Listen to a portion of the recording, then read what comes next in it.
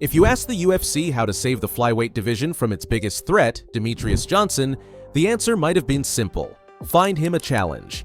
When Henry Cejudo was asked about his game plan against DJ, the response was clear. Just like in every other fight, people wanted to see a competitive battle, but deep down they knew Demetrious would dominate. That had been the pattern for the last 7 fights.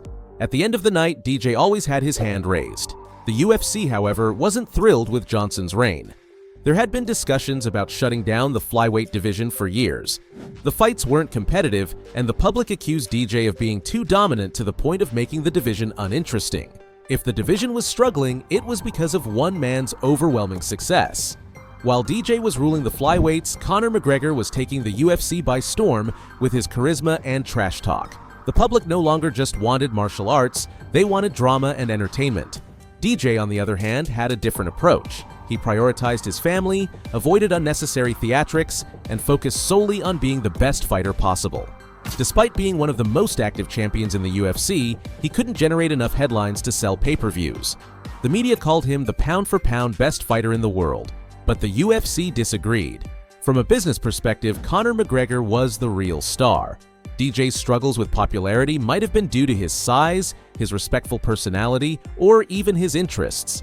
He was a self-proclaimed gaming nerd, but none of that took away from his skill. He came from a tough upbringing, raised by a single mother who was deaf and married multiple times to military men. His childhood was harsh, disciplined by an abusive stepfather, and he found solace in video games and martial arts. Unlike his friends who partied and did drugs, DJ stayed focused on training, working multiple jobs, and building a future with his wife. When they were expecting their first child, he was nervous because he had never known what it meant to have a father. Determined to break the cycle, DJ prioritized being a present and stable father. He fought not just for glory, but to provide for his family. But despite his dominance, the UFC wanted a new champion. They pressured him into fighting TJ Dillashaw, a bantamweight, to generate excitement. DJ refused, believing the fight was unfair, and the UFC grew increasingly frustrated. Meanwhile, Henry Cejudo became obsessed with beating him. When the rematch finally happened, Cejudo shocked the world, winning in a controversial split decision. With DJ dethroned, Cejudo embraced the role of an entertainer, adopting the King of Cringe persona to avoid DJ's fate. Feeling unappreciated, DJ demanded to be released from his UFC contract. In a historic trade, the UFC sent him to one championship in exchange for Ben Askren. DJ saw this as an opportunity to compete globally and test himself against new talent. One Championship, based in Singapore, is Asia's largest MMA promotion. Unlike the UFC, they have different weight-cutting rules, a mix of MMA, Muay Thai, and kickboxing divisions, and a passionate international audience. But DJ soon realized he was stepping into a world of killers. He suffered a rare loss, but quickly bounced back, proving his resilience. His next challenge was a special rules super fight against Muay Thai prodigy Rod Tang, who had over 250 wins before turning 21. The fight had alternating rounds of Muay Thai and MMA, meaning DJ only had to survive the first round to take control. He endured Rod Tang's striking storm and submitted him in the second round. DJ later faced Adriano Moraes in a rematch for the flyweight championship, and to prepare, he got help from none other than Henry Cejudo. Their rivalry had transformed into mutual respect. The UFC's frustration with Demetrious Johnson didn't happen overnight. It built up over time, fueled by a mix of business decisions, public perception, and the company's shift toward an entertainment-first model. From a pure skill standpoint, DJ was everything the UFC could ask for: technical brilliance, unmatched dominance, and a willingness to fight frequently. But that wasn't enough. The UFC needed stars, not just champions. Historically, the sport has thrived on larger-than-life personalities. The rise of Conor McGregor changed the landscape completely. Before him, the UFC had champions who were marketable, but none had turned the sport into a spectacle the way he did. His press conferences became must-watch events, his feuds were personal, and he had the ability to make even casual fans invested in his fights. In contrast, DJ never played that game. He was soft-spoken, respectful, and had no interest in trash talk. That alone made him difficult to promote. Another problem was his weight class. The UFC had long struggled to get fans excited about the smallest divisions. Heavyweights, light heavyweights, and even the welterweights had always been the biggest draws. There was an inherent belief among casual fans that the heavier divisions showcased the most dangerous fighters. The flyweights, despite their incredible speed and skill, were often ignored. Even among hardcore fans, there was a sense that DJ was too good for his own division. He cleaned it out repeatedly, leaving no viable contenders. The UFC likes dominant champions, but only when there's intrigue, when fans believe there's someone out there who can beat them. With DJ, there was no such illusion. He wasn't just winning fights, he was making them look easy. That hurt ticket sales and pay-per-view numbers. Dana White, the UFC president, never shied away from his frustration with DJ. When Johnson refused to fight TJ Dillashaw, White openly criticized him, suggesting that he was afraid of the challenge. It wasn't just about that one fight, though. The UFC had spent years trying to make DJ a bigger star, but nothing seemed to work. They put him on multiple pay-per-view cards, but he consistently delivered the lowest numbers. They tried headlining events with him, only for ticket sales to underperform. Eventually, it became a business decision. Why invest in someone who wasn't bringing in revenue? The UFC's approach to promoting fighters is heavily influenced by their willingness to engage in self-promotion. They expect champions to hype themselves up, create rivalries, and generate interest beyond just their performances.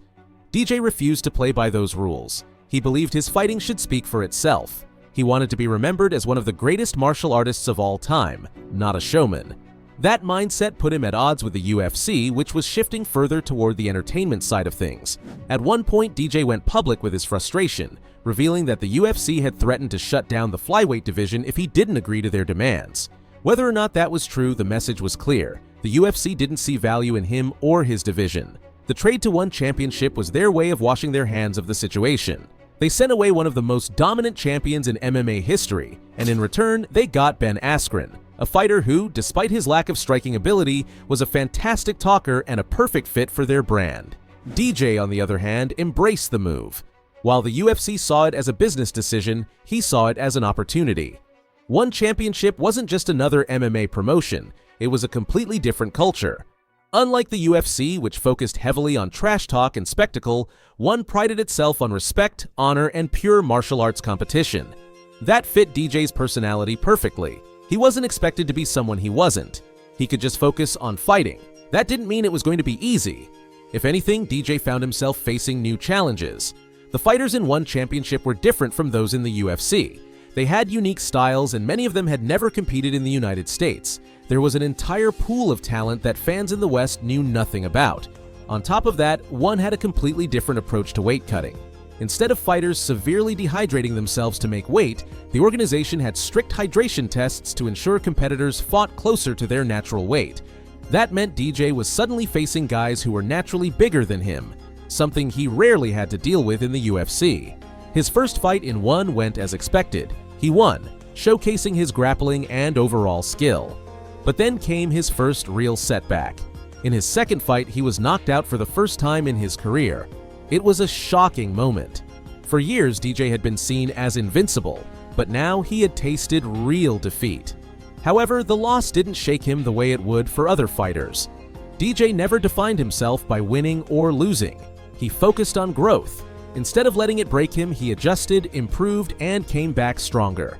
His biggest challenge in one came in the form of Rodtang, a Muay Thai legend. The fight was one of the most unique in MMA history, alternating rounds between Muay Thai and MMA rules. The first round would be pure striking, and the second would switch to full MMA. It was a dangerous matchup for DJ because he had to survive a round where his opponent was completely in his element. But he executed his game plan perfectly. He weathered Rodtang's striking storm, and once the fight switched to MMA rules, he immediately took advantage, securing a submission victory. As DJ continued his career in one, his legacy remained intact.